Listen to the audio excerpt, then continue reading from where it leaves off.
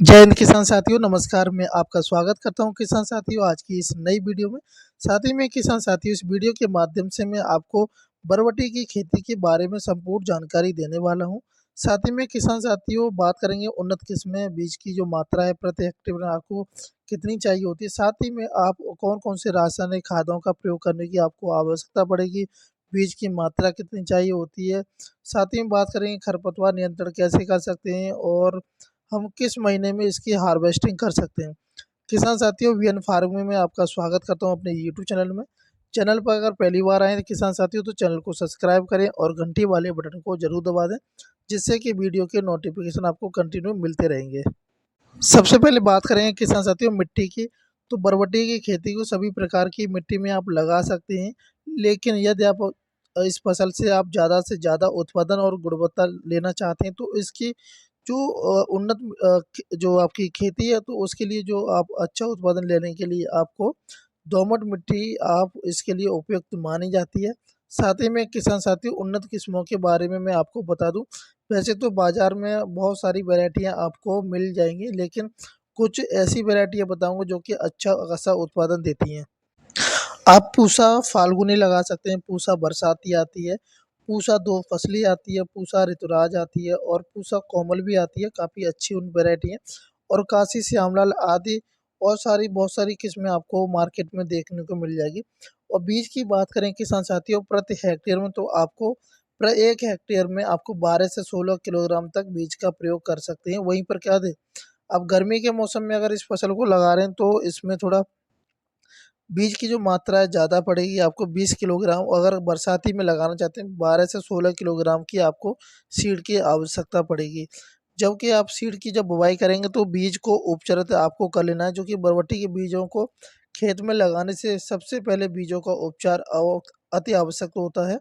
साथ ही में इसके उत्पादन में वृद्धि होगी, जैसे कि बीज को 3.5 से लेकर के 4.0 ग्राम तक आप थायरम नामक की दवा आती है, जो कि प्रति किलो बीज की दर से आपको बीज को उपचारित कर लेना है अच्छी तरीके से। और इस बीज को जब उपचारित कर लेंगे, तो किसी भी पेड़ की छांव में आपको सुखाना है, धूप में बिल्कुल भी नहीं सुखाना है।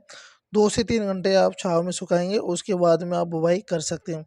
जो कि बुवाई का किसान साथियों जो उन्नत समय है, बरसात के मौसम और गर्मी के मौसम में आप इसकी फसल को लगा सकते हैं।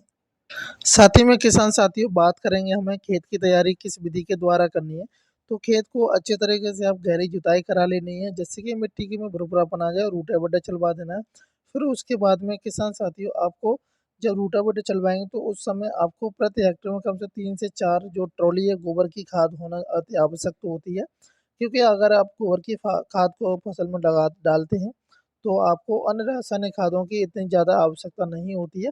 साथ ही में किसान साथियों बुवाई करने से पहले जिप्सम अपने खेत में ज़रूर डाल लें, जिससे कि जो आपकी सॉइल है, यानी कि जो मिट्टी है, उसका एल्कलाइन आपके कंट्रोल में रहेगा। जो कि उसका जो एल्कलाइन 5.0 से लेकर के 7.0 तक काफ़ी अनुकूल होता है, इतने के बीच में ही रहना चाहिए। अगर ऊपर होता है, तो आप उस समय जिप्सम का प्रयोग कर सकते हैं बुवाई करने से पहले।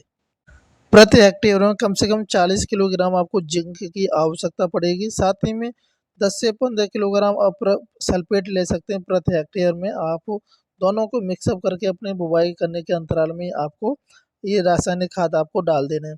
अब बात करते हैं किसान साथियों, जैसे कि अगर हमारी फसल को अब बुवाई कैसे किस तरीके से करनी चाहिए। किसान साथियों बुवाई करने के दो तरीका होता है। एक तो आप हाथ से छिड़काव के द्वारा कर सकते हैं, वहीं पर आप मशीन के साथ में ड्रिलिंग करा सकते हैं, जिससे कि आप अगर ड्रिलिंग कराते हैं तो सबसे बेस्ट होता है। या फिर आप बेड बना करके भी इसकी कर सकते हैं, या मेड बना करके बुवाई कर सकते हैं, जिससे कि आप उस पर ड्रिप सिस्टम भी आप लगा सकते हैं आसानी से। अगर आपके यहाँ पर बारिश में थोड़ा या गर्मी के मौसम में पानी की समस्या है, तो उस कंडीशन में आप मेड़े बना करके इसकी बुवाई कर सकते हैं। साथ ही में किसान साथियों बरसात के मौसम में जिस खेत में आप बरबटी की फसल लगाना चाहते हैं, वाटर ड्रेनेज सिस्टम सबसे अच्छा होना चाहिए, आपकी जल निकासी की व्यवस्था होनी चाहिए। तो उन्हीं खेतों में आप बरबटी की फसल को लगाएं। और किसान साथियों खरपतवार की बात करें, तो सबसे जो बेस्ट उपाय होता है खरपतवार को जो उसके निराई गुड़ाई के द्वारा आप निकाल सकते हैं, या फिर रासायनिक दवाइयों का स्प्रे कर सकते हैं।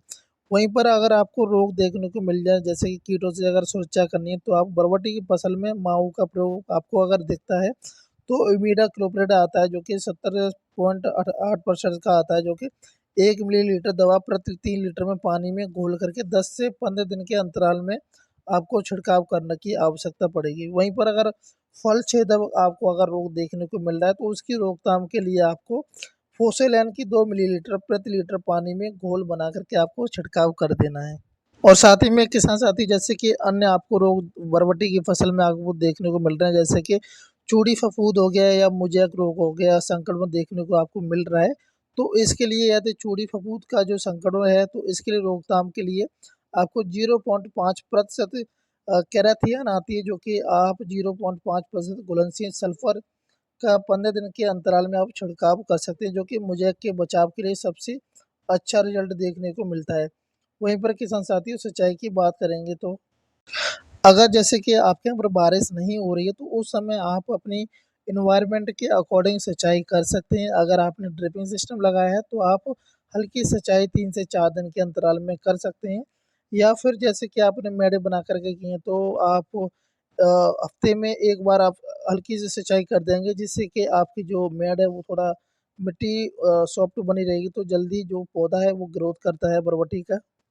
और वहीं पर किसान साथियों आप इसकी सही समय पर बधाई कर देते हैं तो आपकी फसल सबसे बेस्ट रिजल्ट देती है, जिससे कि कुछ आपको बम्बू और रस्सियों की सहायता से आप इसकी अच्छी तरीके से बधाई कर सकते हैं। जब आपकी पौध कम से कम 1 सवा फुट की हो जाती है उस समय आपको बधाई करना शुरू कर देनी है। और किसान साथियों मैं आशा करता हूँ आपको वीडियो अच्छी लगी होगी तो वीडियो को लाइक करें, और अगर चैनल पर पहली बार आएँ तो चैनल को सब्सक्राइब करें और घंटी वाले बटन को जरूर दबा दें। जय हिंद, जय भारत, जय किसान।